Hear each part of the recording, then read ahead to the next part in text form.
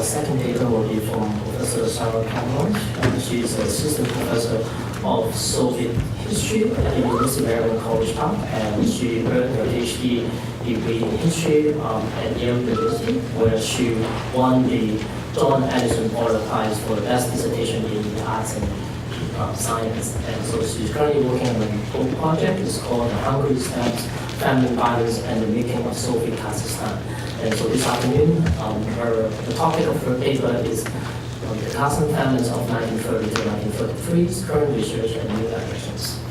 Thank you. Thank you very much for that introduction. I'd like to begin by thanking Professor Graziosi for the invitation. It's wonderful to be here, to have this chance to engage in comparing our different projects. And I'd also like to thank the sponsors of the conference, the organizers, particularly Marta and Andre, who I've exchanged many emails with. The conference has been wonderfully organized, and I can't say that about every conference that I've been to. Okay, so today what I wanted to talk about, I'll first give you a brief outline of the Kazakh disaster, its causes and consequences. I won't spend too much time on that because Nicolo has already outlined some of it.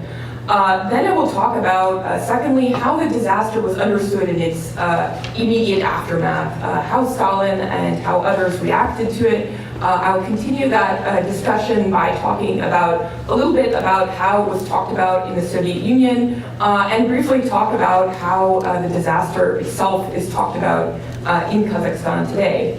And the third part of my presentation, I'll talk a little bit about the current scholarship on the Kazakh famine in the West, what we have learned recently, and particularly what questions still remain, because I think there's a great deal that we still don't understand about the Kazakh famine. So I'll begin first as Nicolo did with a map. It's always useful. So in 1926, before the disaster, the last census before the disaster, it was calculated that Kazakhstan had a population of 6.5 million people. Kazakhs were a slim demographic majority in their new republic, just about 57%, and they were followed by large Russian and Ukrainian minorities. So Russians were around 20%, Ukrainians around 13%.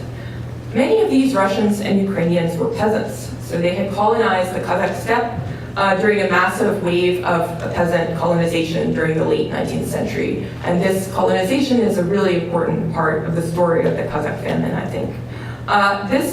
Their arrival led to a very dramatic change in the steppe's economic practices. So most Kazakhs practice pastoral nomadism. I'll talk a little bit about that. They undertook seasonal migrations with their animal herds, so camels, sheep, horses, and occasionally cattle. They had mobile dwellings, which were known as yurts. And most Russian and Ukrainian peasants, by contrast, were grain farmers.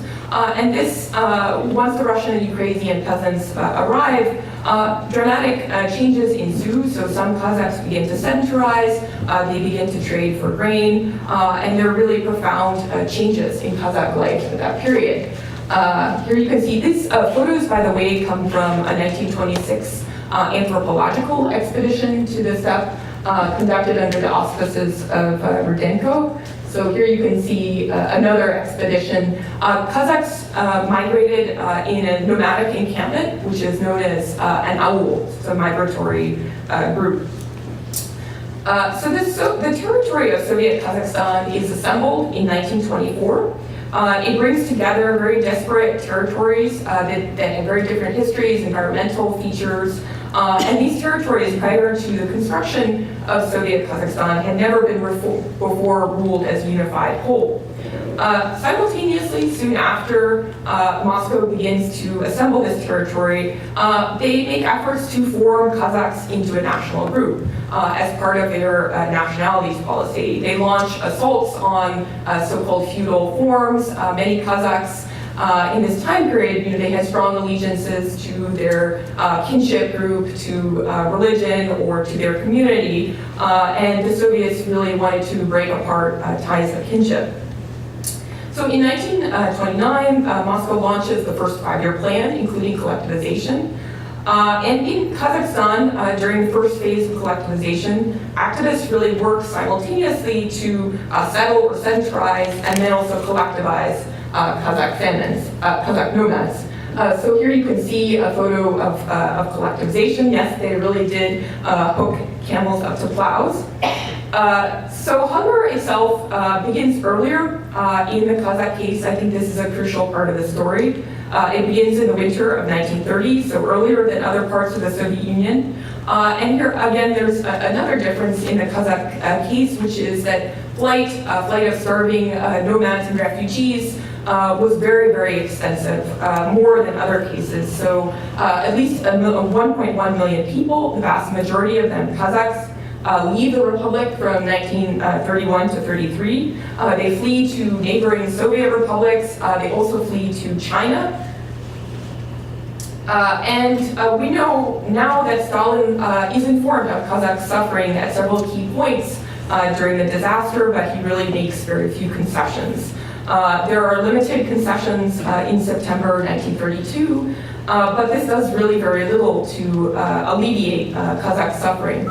So, like elsewhere in the Soviet Union, estimates of the death toll in Kazakhstan are contested. Many people use a figure of 1.5 million deaths, with 1.3 million of them Kazakhs.